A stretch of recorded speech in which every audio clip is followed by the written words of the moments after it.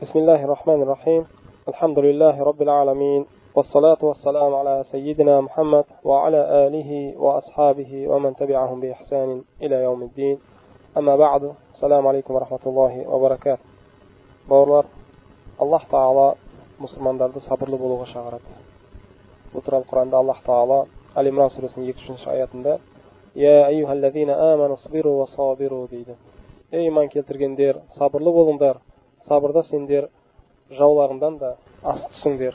Мұсылман кісі ең көп сабырлы болуы керек болған кісі. Сондықтан Аллах Тағала сабырлы болуға бұйырады. Және сабырлы болғанда жауларыңдан да көбірек сабырлы болыңдар сендер дейді. Сабырлық ол, бауырлар, біздің Раббымыз Аллахтың сипаты. Шынында Аллах Тағала сабур. Оның сипаттарынан біреуі сабур. Оның сабырлығы Аллах Тағала пенделердің істеп жатқан қателеріне, олардың жасап жатқан күнәләріне асығыстықпен бірден жаза бермейді. Керісінше Аллах Тағала оларға күнәләрден құтылу мүмкіншілігін береді, тәуба қылу мүмкіншілігін береді, олардың қателерін түзеу мүмкіншілігін беріп, оларды кешіктіреді. Аллах Тағала сабур. Сабырлық ол біздің пайғамбарымыз Мұхаммад алейхиссалату вассаламның сипаты. Пайғамбарымыз алейхиссалату вассалам шынында сабырлардың ең абзалы еді. Сабырлық ол Аллах Тағала жақсы көретін пенделердің сипаты. Аллах Тағала сабырларды жақсы көреді дейді. Сабырлық адам баласын шынында қиын жағдайдан шығарып, оның бір қиыншылықтардан құтылуына себеп болатын бірден бір нәрсе ол сабыр. Егер адам баласына мұсибаттар бірінен кейін бірі келетін болса, оның шаршау көбейіп кететін болса, оның уақыты созылып кететін болса, сол уақытта шынында адам баласының бәріне құтқаратын бірден бір нәрсе ол сабыр. Сондықтан адам баласы сабырлы болуға тиісті. Бұл туралы Аллах Тағала Құранда айтады. Бақара сүресінің 153 аятында: "Истаину бис-сабри вас-сала, инналлаха ма'ас-сабирин." Сендер Аллахтан сабыр мен намаз мен көмек сұраңдар. Сендерге көмек керек болған кезде сабырлы болыңдар, намаз оқыңдар. Инналлаха ма'ас-сабирин, Аллах сабырлармен бірге дейді. Сондықтан сабыр деген ол әншейін нәрсе емес екен. Ол керісінше адамдарды қараңғылықтан Алланың нұрына алып шығатын бір жарықтық ол. Сондықтан пайғамбарымыз алейхиссалам ас-сабру дияун дейді. Сабыр ол жарықтық. Адам баласы сабырлы болатын болса, ол иншалла қараңғылықтан нұрға шыққан кісі болады ол сабырлығымен өзінің. Ал шынында кім өзінің сабырлы болуға әрекет қылатын болса, ондай кісіге Аллах Тағала сабыр беріп қояды. Бұл туралы хадисте пайғамбарымыз алейхиссалам былай деп айтады. Ансарилер пайғамбарымыз алейхиссаламдан азық сұрап келді дейді. Пайғамбарымыз алейхиссалам оларға берді дейді. Кейін олар тағы сұрады пайғамбарымыздан дейді. Пайғамбарымыз оларға тағы берді дейді. Содан таусылған кезде менде тағы болса, оны сендерден қызғанбаймын дейді. Хадис айтқандай: "Ма якун инди мин хайрин фалан адхираху анкум." Менде не болатын болса, оны сендерден қызғанып өзімді алып қалмаймын, керісінше оның бәрін беремін дейді. "Ваман ястафиф яфухуллах." Кім пак болуды қалайды екен, пак болуға әрекет қылады екен, Аллах Тағала оны пак қылып қояды дейді. "Ваман ястагни югнихилла." Ал кім Аллахтан байлық қалап, байлыққа әрекет қылатын болса, Аллах Тағала оны бай қылып қояды дейді. "Ваман ятасаббар юсаббирхуллах." Ал кім сабырлы болуға әрекет қылатын болса, Аллах Тағала оны сабырлы қылып қояды дейді. وَمَا أُعْطِيَ أَحَدٌ عَطَاءً خَيْرًا وَأَوْسَعَ مِنَ الصَّبْرِ. Бірақ ешкім сабырдан көбірек, сабырдан да кеңірек жақсылыққа ие болған жоқ. Сұрайтын болса, шын Аллахтан сабырлықты сұра. Аллах Тағала саған сабырлықты беретін болса, сен нәрсені алған боласың. Сондықтан адам баласы сабырлық дегенде, бауырлар, екі ақиқатты білу керек. Сабырда екі нәрсе ақиқаты бар. Оның біріншісі дүниеге байланысты болған ақиқат. Адам баласы бұл дүниені уақытша екенін, бұл дүние мәңгі өмір емес екенін, керісінше бұл уақытша өмір болып, мәңгі өмір ол ақиретте екенін білу керек. Сонда ол иншалла сабырлы болуына көмек болады. Шынында бұл дүние уақытша өмір. Аллах Тағала оны мәңгі өмір қылған жоқ. Ал бұл дүниеге кім келетін болса, оның бәрі Аллахтың қалауымен сынаққа алынады. Уақытша өмір болғандықтан сынақ әлемі болды. Сынақ әлемінде ол сынақтан құтылмайды. Бұл туралы Құранда Аллах Тағала аяттарда туралы айтады. Мысалға айтатын болсақ, Мұхаммад сүресінің 31 аятында: "Вала наблуаннакум хатта на'ламул мужахидина вас-сабирин." Сендердің араларыңнан кімдер Алла жолында амал жасайтындар мужахидтер екенін білу үшін, және кімдер сабырлар екенін білу үшін сендерді сынаққа алады. Аллах Тағала адамды сынаққа алады да, сөйтіп мужахидтерді, сабырларды басқалардан ерекше қылып қояды. Сондықтан ол одан ешқашан қашып құтылу мүмкін емес. Әлде хадисте пайғамбарымыз алейхиссалам айтқандай: "Ма язалул бала бил муъмини вал муъминати фи нафсихи ва валадихи ва мали хатта ялқа Аллаха та'ала ва ма алейхи хатият." Мұсылман еркек пен мұсылман әйел Аллахпен кездеспегенше ол жанында, баласында, байлығында Аллахтан сынақ көре береді. Ол қашанға дейін жалғасады екен? Ол Аллах Тағаламен кездескенше мұсылман кісі, мұсылман әйел ол сынақтан қашып құтылмайды. Аллахпен кездескенше оның сынағы жалғаса береді екен. Бір сынақ оның жанына келеді, фи нафсихи. Ал бір сынақ оның баласына келеді, фи валади. Ал бір сынақ оның байлығына келеді, фи мали. Ал бірақ кездескенде ол Аллахпен өзгеше кездесу болады. Уама алейхи хатия ади пайғамбарымыз алейхиссалам. Ол кездескен кезде шынымен осы сынақтардың бәріне сабыр қылған болса, бүкіл күнәлардан кешірілген түрде кездеседі Аллахпен дейді. Бұл да үлкен жеңіс шынында адам баласына берілген. Сабырлы болатын болса ол, осы келген сынақтардың бәрі Аллахтың қалауымен келіп жатыр. Аллах Тағала бұны маған қалаған болса, демек бір даналыққа көре қалады деп түсінетін болса, ол иншалла оған үлкен сыйлық бар екен. Сонда пайғамбарымыз алейхиссалам басқа бір хадисте аджабан ли амрил муъмин фа инна амраху куллуху хайр. Мұсылман кісінің өміріне ғажаптанамын, таңғаламын. Өйткені оның өмірінің бәрі оған жақсылық. Оған болып жатқан істің бәрі жақсылық дейді. Уалайса залика ли ахадин илля лил муъмин. Бұл тек қана мұсылман кісі ғана, муъмин ғана берілді дейді. Басқа ешкімде жоқ бұндай жақсылық. Қандай жақсылық ол? Ин асабату сарра шакар факана хайран лах, ва ин асабату дарра сабар факана хайран лах. Егер оған бір жеңілдік келетін болса, ол шүкір қылады да Аллахқа, сауап алады. Ал егер бұған бір қиыншылық келетін болса, ол сабыр қылады да тағы сыйлық алады. Аллах Тағала адам баласын дүниеде әртүрлі қиыншылықтар жібереді оған. Бірақ мысалға дейік, бір адамдарға бір түрлі қиыншылықтың келуі мүмкін. Ол адамдардың иманына қарап әртүрлі болады екен. Мысалы Аллах Тағала бір қиыншылықты бір қауымға жіберетін болса, мұсылман кісілерге, мұсылманға ол ешқашан азап болып келмейді. Мұсылманға ол қиыншылық тек қана жеңілдік болып келеді. Ал сол қиыншылықтың өзі кәфирге жіберілетін болса, әлде имансызға жіберілетін болса, оған ол дүниедегі азап болып келеді. Ал мұсылманға бірақ дүниеде азап келмейді екен. Неге? Өйткені пайғамбарымыз алейхиссалам айтып отыр: мұсылманға келген әмірдің істің бәрі жақсылық болады. Егер оған жеңілдік келсе, шүкір қылып сауап алады, қиыншылық келсе, сабыр қылып сауап алады дейді. Сондықтан бізге дейінгі өмір сүрген қауымдарға қарайтын болсақ, Аллах Тағала оларға түрлі азаптарды жіберді. Біреулеріне су жіберді, қатты су келіп бәрін алды. Біреулерін жер жұтқытты, басқа біреулерін жер өлтірді. Олардың бәріне бұл дүниеде келіп жатқан азап еді олардың. Алланың әміріне қарсы шыққаны үшін, Аллах Тағаланың дініне мойынсынбағаны үшін, пайғамбарына ермегені үшін, оларға Аллах Тағала дүниеде сондай жазасын берді. Ал ақыретте олардың алатын азабы одан да күшті болады дейді. Бұл дүниедегі азап болады. Ал мұсылман кісіге дүниеде азап келмейді екен. Керісінше оған сынақ келеді.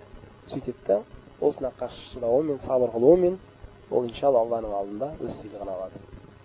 Аллах Тағала қандай сыйлық бізге сынақ жіберетінін бізден сұрамайды. Керісінше нені қаласа өз еркімен жібереді. Туралы Құранда Аллах Тағала Бақара сүресінің 155 аятында былай дейді: وَلَنَبْلُوَنَّكُمْ بِشَيْءٍ مِنَ الْخَوْفِ وَالْجُوعِ وَنَقْصٍ مِنَ الْأَمْوَالِ وَالْأَنْفُسِ وَالثَّمَرَاتِ وَبَشِّرِ الصَّابِرِينَ. Біз сендерді қорқумен, аштықпен, байлықтарыңды азайтып қоюмен, сендер жақсы көрген жандарды алумен, әлде жемістеріңді азайтып қоюмен сынаққа аламыз. وَبَشِّرِ الصَّابِرِينَ. Кім осы сынақтарға шыдайтын болса, олар сабырлар, оларды қуант деп пайғамбарымыз алейхиссалам бұйырып отыр. Яғни Аллах Тағала кейбір пенделеріне қорқыныш жіберіп оларды сынаққа алады дейді. Қорқыныш жіберген кезде олар жақсылық, жамандық, пайда, зиян бәрі Аллахтан келеді. Аллах Тағаладан басқаның қолында ешқандай күш жоқ. Иншалла Аллах Тағала бұны бізге қалаған болса, демек бір жақсылыққа, бір даналыққа көре қалады деп дұрыс қабылдап, иманды болып, сабырлы болатын болса, иншалла ол өз сыйлығын алады. Әлде ол имансыз болып, сабырсыз болып, басқа ойға баратын болса, ол жазасын алады. Аллах Тағала қорқынышпен сынақ қалатынын айтып отыр. Уәл-жуа, кейбірде Аллах Тағала аштықпен сынақ қалатынын айтып отыр. Кейбір пенделеріне аштық жіберіп, оларды сынақ қалатынын айтып отыр. Сол кезде олар Аллах Тағала біздің рызқымызды біз анамыздың құрсағында жатқан кезде жазып қойған. Сол рызықтың бәрін теріп алып жемегенімізше біз бұл дүниеден шықпаймыз. Ал соның ортасында Аллах Тағала бізге осындай бір аштықты жазған болса, оған иншалла сабырлы боламыз. Ал егер Аллах Тағала бізге ажалды осы аштықтан жазған болса, онда Аллахтың қалауы ла юсал амма яфал, ол істеп жатқан нәрсесі үшін ешкімнің алдында есеп бермейді ғой. Фаалун лима юрид, не қалса соны істеуші ол. Сондықтан иншалла Алланың тағдырына ризамыз деп сабырлы бола ма, иманды бола ма адамдар, әлде имансыз болып сабырсыз бола ма? Әртүрлі ойларға барып, ананы қалдырғанымда аш қалмас едім, мынаны қойғанымда аш қалмас едім, әлде анаға мына затты бермегенімде мынандай болар еді, бұлай істесем бұлай болар еді деп ширкке кіріп кете ма? Сынақ қаламыз дейді Аллах Тағала бәрі. وَنَقْصٍ مِنَ الْأَمْوَالِ, кейбірде сендердің байлықтарыңды азайтып қойып сынақ қаламыз дейді. Байлықтарын азайтып қой. Аллах Тағала, байлықтың бәрі Аллахтікі. Кімге қаласа соған береді Аллах Тағала. қалаған кісісіне көп береді, қаламағанына бермейді. Аллах Тағала ешкімнен сұрамайды бұны. Сол кезде байлығы азайған кісілер, яғни біз былай істегенімізде байлығымыз азаймас еді, былай істесек көбейер еді деп өтіп кеткен нәрсеге ширк амалдарына кіріп сабырсыз бола ма, әлде не берсе Аллах өзінікін берді, қайтып алса өзінікін алды, барлығы Аллахтың мүлкі деп сабырлы бола ма? Сынақ қалады деп Аллах Тағала. Вәл анфус, кейбірде сендер жақсы көретін жандарды алумен сендер сынақ қаласың. Адамның әкесін, шешесін, әлде бауырын, әлде баласын, соларды біреуін алумен сендерді сынақ қаламыз. Сол кезде Аллах Тағаланың пендесі ол. Менің әкем болса, әлде менің шешем болса, менің балам болса, Аллах үшін ол жаман пенделердің біреуі, Раббысының мейіріміне мұқтаж болған бір пенде. Сондықтан қайтып алса, өз пендесін қайтып алды, ол деп сынаққа шыдап сабырлы боласыңдар ма? Әлде сабырсыздықтан Аллах Тағала риза болмайтын сөздерді айтып, Аллах Тағала риза болмайтын амалдар жасайсыңдар ма? Сынақ қалам дейді Аллах Тағала. Уә самарат, кейбірде сендердің жемістеріңді азайтып қоюмен сендер сынақ қаламыз. Сол кезде жемістің азаюына ана себеп болды, мына себеп болды деп әртүрлі себептерді дейсіңдер ме? Әлде беруші Аллах, Аллах қаламады, болмады, егер Аллах қалағанда оның бәрі болар еді деген иман мен сенімді боласыңдар ма? Сынақ қалам дейді. Осы сынақтардың бәріне шыдайтын кісілер болатын болса, ондайларға пайғамбарымыз алейхиссаламға айтып отыр, сыйлық бар екенін айт дейді. Уәбәшшир сабирин, оларды қуан сыйлықпен дейді. Олар сабырлылар, оларды қуан. Ол сабырлар кімдер? Кейінгі аятта айтады: «Аллазина иза асабатхум мусибатун қалу инна лиллахи ва инна илайхи раджиун». Олар сондай кісілер, оларға мусибат келген кезде бәріміз Аллахтыкіміз, бәріміз Аллахқа қайтып барамыз дейтін кісілер. Аллах Тағала нені берсе өзінікін берді, қайтып алса өзінікін алды, ешкім зұлым жасаған жоқ ол деп толық иман мен сабырлықпен сынақтарды қабыл алатын кісілер олар дейді. Ал сабыр дегеніміз бауырлар, ол адам баласы бір қиыншылыққа түсіп, одан шығатын ешқандай есік қалмағаннан кейін мен сабырлы болам деген сөз емес. Керісінше сабыр ол бірінші рет оған соққы келіп тиген кезде болады. Пайғамбарымыз алейхиссалам хадисте айтады, қабірдің қасынан өтіп бара жатқан кезде сол қабірдің басында жылап отырған әйелді көрді дейді. Сөйтіп, тақиллаха васбир дейді. Аллахтан қорық дейді. Тақуалы бол, Аллахтан қорықта, сабырлы бол дейді. Сол кезде ана әйел, ол пайғамбарымыз алейхиссалам екенін білген жоқ. Кім екенін білмеді да, илайка анни дейді. Ары кет менден дейді. Фаиннака лам тусаб мусибат. Сен білмейсің ғой мен қандай мусибатта отырғанымды дейді. Маған келген мусибат, қиыншылық саған келген жоқ қой дейді пайғамбарымыз алейхиссалам. Сөйтеді оған кейін қасындағы кісілер пайғамбарымыз алейхиссалам сенімен сөйлескен кісі деп оған хабар берген кезде ол пайғамбарымыз іздеп келді дейді. Іздеп келіп, оның есігі алдында сақшыларды көрген жоқ дейді. Кіріп, пайғамбарымыз қасына кіріп барып, я Расулалла, мен сені білген жоқпын дейді. Сен екенін білген жоқпын деген сөз айтқан кезде пайғамбарымыз аяғы айтқан екен. Иннама сабру инда садматил аула. Шынында сабыр ол бірінші соққы тиген кезде болады. Бірінші рет сол мусибат келген кезде істегенің сабыр ол. Ал енді онан шығу есіктерін іздеп таба алмай болғаннан кейін мен сабырлы болам деген сөз ол сабырлыққа жатпайды. Керісінше адам баласы бірінші тұрған қиыншылық келген кезде бірден ол Аллахтың қалауымен келді бұл. Аллах Тағала қаламағанда бұл нәрсе келмес еді. Ал қалаған болса, иншалла, бір даналыққа көре қалаған Аллах Тағала. Өйткені Аллах өзінің пендесіне зиянды қаламайды. Мен білмейтін бір жақсылық бар шыға деп сабырлы болу. Соны айтады сабыр деп. Ал ондай сабырлыларға Аллах Тағала шынында үлкен сыйлықтар бар екенін Құранда айтады. Пайғамбарымыз алейхиссалам хадисте айтады. Шынында ондай кісілерге үлкен сыйлықтар бар. Кейбірде адам баласы ашуланған кезде өзін ұстай алмай қалады. Негізі ашуын басу мүмкіншілігі бар шығар. Бірақ ол соны ізденбей, қарамай, тоқтата ала ма жоқ, өзін не қылмайды, бірден іске асырып жібереді. Сондай кісілерге пайғамбарымыз алейхиссалам не дейді? Мән кадама ғайзан. Кім ашу шығып тұрған кезде, ашуы шықты кім дейді, ашуланған кезде дейді, сол өзі ашуын дейді, іске асыра алу мүмкіншілік бола тұрғанда соны тоқтататын болса дейді, دعاه الله سبحانه وتعالى على رؤوس الخلائق يوم القيامة حتى يخير من الحور العين ما شاء. Ондай кісілерді Аллах Тағала қиямет күнінде дейді бүкіл мақлуқтардың алдында шақырып дейді, оған хурл айндан қанша керек болса таңдап ал деп айтады. Неге? Өйткені ол ашуланып бір жаман істеу мүмкіншілігі бар болып тұрған кезде ол нәрсені тоқтатты. Алла ризалығы үшін ол тоқтатты, сабырлы болғаны. Сондықтан Аллах Тағала оған дейді қиямет күнінде бүкіл мақлуқтардың алдында оны шақырып дейді, хурл айндан саған қанша керек болса таңдап ал деп рұқсат береді оған дейді. Сондықтан сабырлық шынында дүниеде де ақыретте де үлкен пайда алып келетін нәрсе. Демек, бірінші ақиқаты дегеніміз ол не екен бауырлар? Дүниеге байланысты болған. Яғни бұл дүние уақытша екенін, бұл дүниеде біз мәңгі қалмайтынымызды біліп жүру. бұл дүниеде біз сынақтан құтылмайтынымызды біліп жүр. Сынақтан шынымен ешкім құтылмайды бұл жерде. Сынақтан қашып ешқайда бара алмаймыз. Бізге дейін қанша қауым өмір сүрген болса, олардың бәрі сынаққа алынды. Біз де сынаққа алынамыз, бізден кейінгілер де. Бұл туралы Аллах Тағала Анкабут сүресінің 2-3 аяттарында мындай деп айтады. أحسب الناس أن يتركوا أن يقولوا آمنا وهم لا يفتنون ولقد فتنا الذين من قبلهم فلا يعلمن الله الذين صدقوا ولا يعلمن الكاذبين. Адамдар біз иман келтірдік деп ешқандай сынаққа алынбай қалдырылып қоямыз деп ойлай ма? Біз шынында оларға дейінгі өмір сүргендердің бәрін сынаққа алдық, оларды да сынаққа аламыз. Сөйтіп Аллах Тағала кімдердің шынында иманды екенін, әлде кімдердің өтірікші екендерін имандарында біледі дейді. Аллах Тағала имандылар мен имансыздарды ажыратып қояды. Аллах Тағала сабырлар мен сабырсыздарды ажыратып қояды, бірақ бәрін сынаққа алады екен. Олардан бұрын өмір сүргендердің бәрін сынаққа алдық дейді. Дәл сонда олар да сынаққа алынады. Біз иман келтірдік деп болды, ешқандай сынақ көрмей кетеміз деп ойлаймыз олардың. Сөзді қарашы, адамдар біз ешқандай сынақ көрмей иман келтірдік деп қалдырылып қоямыз деп ойлап жатыр ма сынақтан? Жоқ, олар бәрі сынаққа алынады екен. Сондықтан бұл дүние уақытша өмір болғандықтан, уақытша бір не болғандықтан, адам баласының уақытша тұратын орны болғандықтан, ол сынаққа алынады. Ал мәңгі өмір ол ақырет. Екінші ақиқаты ол адам баласының Аллахпен байланысты нәрсе. Яғни шынында адамның Аллахқа деген байланысы оған мұсибат келген кезде белгілі болады. Достардың арасындағы байланысты қалай білеміз? Достардың арасындағы байланыс олардың басына қиыншылық келген кезде белгілі болады. Бір бауырдың басына қиыншылық келетін болса, ол бауырға кім дос екені сол кезде білінеді. Ал Аллах пен пенденің арасындағы байланыс ол пендеге қиыншылық келген кезде болады. Пендеге бір Аллахтың қалауымен қиыншылық, бір мұсибат келген кезде, ол шынымен Аллахпен байланысы жақсы ма, ол сабырлы ма, сабырсыз ба, сол кезде белгілі болады. Сондықтан бұл ақиқатты ұмытпау керек. Бізге қиыншылық келген кезде біліп тұруымыз керек болған нәрсе, бұл нәрсе қазір біз оған сабырлы болатын болсақ, Аллах пен біздің арамыздағы байланысты күшейтетін нәрсе ол.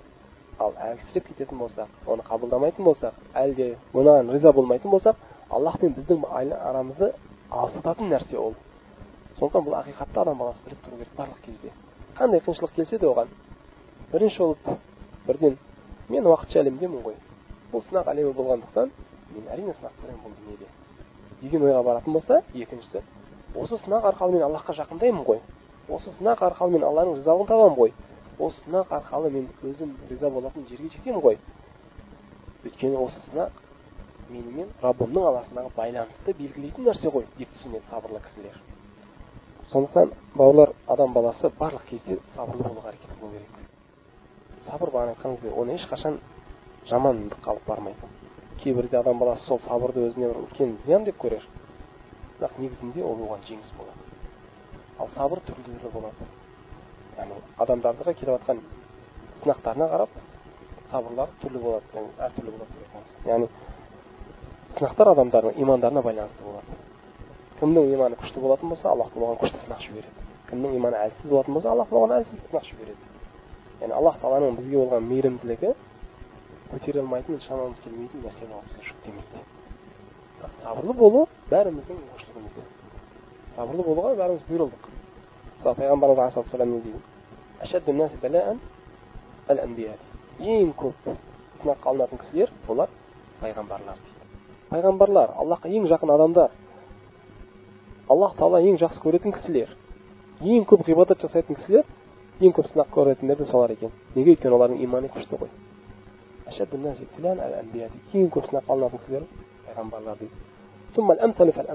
Одан кейін оған ұқсастар, оларға ұқсастар. Одан кейін сол пайғамбарларға ұқсас адамдар, одан кейін оларға ұқсастар дейді. Яғни адамның дінінің, иманның дәрежесіне қарап сынағы келе береді оған дейді. Адам дініне қарап, дінінің дәрежесіне қарап оған сынақ жіберіледі дейді. Кімнің діні күшті болатын болса, оның сынағы да көп болады, күшті болады. Кімнің діні әлсірейтін болса, оның сынағы да әлсіз болады. Сынақтары әлсіз болады. Шындай қарайтын болсақ, пайғамбарларға келген сынақтарды біреуі бізге келетін болса, жағдайымыз не болар еді? Субханаллах. Пайғамбарымыз алейхиссалам қанша сынақ көрді өмірінде. Басқа пайғамбарлар еске алатын болсақ, әрбір пайғамбардың өміріне қарайтын болсақ, бізге үлкен бір сабақ бар, ғибрат бар бәрінде. Сонша сынақ келді олардың басына, бәріне сабырлы болды олар. Сөйтіп, альхамдулилля, Аллахтың жеңісіне жетті олар. Ал сабырлы болмағанда олар не істейді? Құтылып кететін басқа жер бар ма? Қиыншылық келген кезде біз, жоқ, мен сабырлы бола алмаймын бұл жерде дегеннің өзінде қандай жақсылық бар одан? Біз бір нәрсені істерден бұрын оның нәтижесіне қарауымыз керек. Одан не шығады? Оны істейтін болсақ, бізге не бар? Қандай жеңіске жетеміз? Істеп қойып, одан кейін ойлану, ол дұрыс емес. Керісінше, бір қиыншылық келді ме, оны ойланып, қазір мынада сабырлы болсам, маған қандай жақсылық бар? Сабырсыздықтан не келеді маған? Деген ойлану керек. Жақсылық болсын, ойлану керек. Ал оңызда мен айтқандай, сынақ ол бізге жеңіс болып келеді. Ол жақсылық болып келеді. Ешқашан азап болып келмейді. Мысалы, Пайғамбарымыз алейхиссалам хадисте айтып отыр ғой. Ман юридиллаху бихи хайран юсиб минху. Аллах Тағала қай пендесіне жақсылық қалайтын болса, оған сынақ жібереді. Яғни күніге адам баласы қанша қателік жасайды, қанша күнә жасайды. Сол күнәларын Аллах Тағала оның күнәларын кешіру үшін, оны сол күнәлардан тазарту үшін оған сынақ жібереді. Сөйтіп сол сынақтарына олар сабыр болады да, алхамдулилля, күнәлар кешіріліп оған сауап жазылады. Сондықтан Пайғамбарымыз айтып отыр: "Ман юридиллаху бихи хайран юсиб минху." Аллах қай пендесіне жақсылық қалайтын болса, оған сынақ жібереді дейді. Сол сынақ алға оның күнәсін кешіреді иншалла. Ал дүниедегі барлық қиыншылықтар, бауырлар, қандай қиыншылық болмасын, бәрі адамға жақсылық алып келетін нәрсе. Мысалға дейік, кейбір адамдар бар, ол жақсы көргендерінен айырылады да, мен қалай сабыр қыламын бұған? Сонша уақыттан бері мен оған үйреніп қалған едім ғой, онымен бірге болған едім ғой. Яғни сен қанша үйреніп қалсаң да, сен біл, өзің уақытшасың. Бұл дүние уақытша, саған берілген нәрсенің бәрі уақытша еді. Ал оның бәрін жаратушысы Раббысы Аллах бар. Қалаған кезінде ешкіммен ақылдаспай, ешкімнен сұрамай қайтып алады оны. Керісінше біз сабырлы болатын болсақ, немен шығамыз бұл жағдайда? Сабырсыздықтан не істейміз? Кім сабырсыз болатын болса, бұл мәселеде ол Раббысының әміріне қарсы шығып, өзінікі болмаған нәрсені талап еткен болады. Ал кім сабырлы болатын болса, иншалла үлкен жеңіске жетеді. Мысалы, Пайғамбарымыз алейхиссалам айтады: "Яқулуллаху таала", Аллах Таала былай деп айтады дейді: "Ма ли абдил муъмин инди жазаан иза қабазту сафияху мин ахли дуния сумма ихтасаба илля аль-жанна."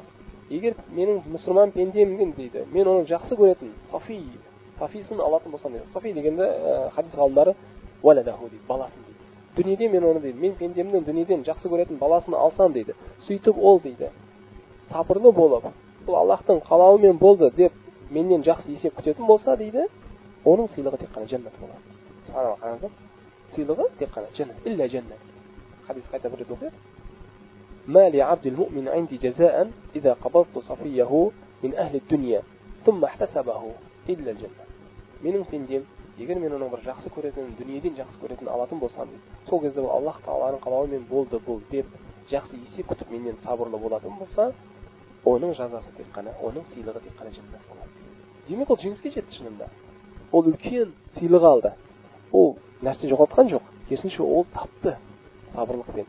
Ал ол ренжитін болса, ашуланатын болса бұл нәрсеге, сөйтіп Аллахтың әміріне қарсы шығатын болса, онда кім жеңіс табады? Шайтаннан басқа ешкім жеңіс таппайды. Ал шайтанның жеңісі де уақытша дүниеде. Өйткені тозақтан мәңгі азап күтіп отыр. Әлде басқа бір хадисте Пайғамбарымыз алейхиссалам айтады: "Инна Аллах азза ва джалла қал", Аллах Тағала айтады дейді: "Иза бталайту абди би хабибатайхи фасабара ауазтуху минхума аль-жанна." Егер мен пендемдің екі жақсы көретін алсам, көздерін деп айтады ғалымдар. Хабибатайхи, яғни екі көзін дүниеден алатын болсам дейді. Фасабара, сөйтіп ол сабырлы болатын болса, Аллахтың қалауымен болғанын бәрін түсініп біліп сабырлы болатын болса, ауазтуху минхума аль-жанна. Ол екеуінің орнына мен оған жәннатты беремін. Демек ол керісінше оған жақсылық болды, оның алынғаны. Басқаларға қарағанда ол жеңіл жолмен жәннатқа кірген болды. Әлде бір әйел Пайғамбарымыз алейхиссаламға келіп Пайғамбарымыз айтады дейді. Имрату сауда деп алады. Қара әйел Пайғамбарымыз алейхиссаламға келіп айтты дейді: "Я Расулаллах, инни усра ва инни атакашша." "Я Расулаллах, менде ауру бар, құлап қалады." Сонда ауру келген кезде қалтырап неғып құлап қалады. Сөйтеді де киімім ашылып кетеді дейді. Атакашша. "Дуа қылыңыз, я Расулаллах" дейді, "Аллах Тағала мені құтқарсын осынан" дейді, "маған шифа берсін" дейді. Яғни шифа сұрап келді. Пайғамбарымыз алейхиссалам айтады: "Я Расулаллах, сіз дуа қылыңыз, Аллах Тағала мені осы қиыншылықтан құтқарсын" дейді. Өйткені мен көшеде келе жатқан кезде бірден сондай жағдай болып қалады да, мен құлап қаламын дейді. Сөйтіп денем ашылып кетеді дейді. Сол кезде Пайғамбарымыз алейхиссалам оған айтады дейді: "Ин ши'ти сабарти ва лакил жанна ва ин ши'ти дa'ауtu Аллаха Тағала ан юафик." Егер қаласаң, сабыр қыл дейді, саған жәннат бар дейді. Әлде қаласаң, мен саған дұға қылайын, Аллах Тағала сені жазады, шифа береді саған. Сол кезде бағана әйел не дейді? Қалет асбир. Онда сабыр қылады. Бірақ дұға қылыңыз, я Расулаллах дейді, бағана мен құлаған кезде Аллах Тағала мені ашудан құтқарсын дейді. құлап не қылып қалған кезде Аллах Тағала құтқарсын мені дейді. Сөйтіп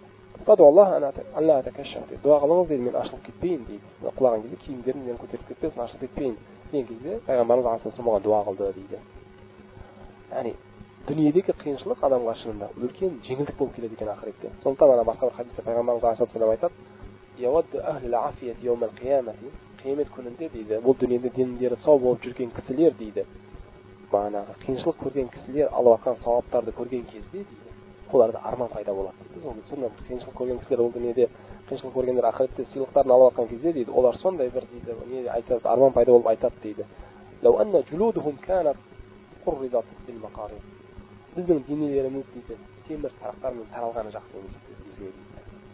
Дүниеде сондай бір қиыншылық көргеніміз жақсы еді бізге. Темір тарақтармен таралған, темірмен таралғаны жақсы еді біздің денеміз. Дүниеде адам баласы нені қалайды? Жеңілдікті, денсаулық болса, тамақ болса, қиыншылықтан аман болсақ деп қашып. Сондай бір нені қалайды да. Ал негізінде оның бәрі жақсы емес. Керісінше сахабалар, ақиданы дұрыс түсінген ғалымдар ешқандай қиыншылық келмей қойса, жалғыздықта қалып отырып жылаушы еді дейді. Не болды екен? Аллахтан алыстап кеттім ба мен? Неге Аллах Тағала менен қалмай қойды? Неге? Өйткені дүниедегі көп сынақ ақыреттегі жеңілдікке себеп болатынын бір дәлел айтып жатыр бұл жерде. Сондықтан басқа хадисте пайғамбарымыз алейхиссалам айтады: егер Аллах Тағала бір пендесіне жақсылық қалайтын болса, оның қиыншылығын дүниеде береді.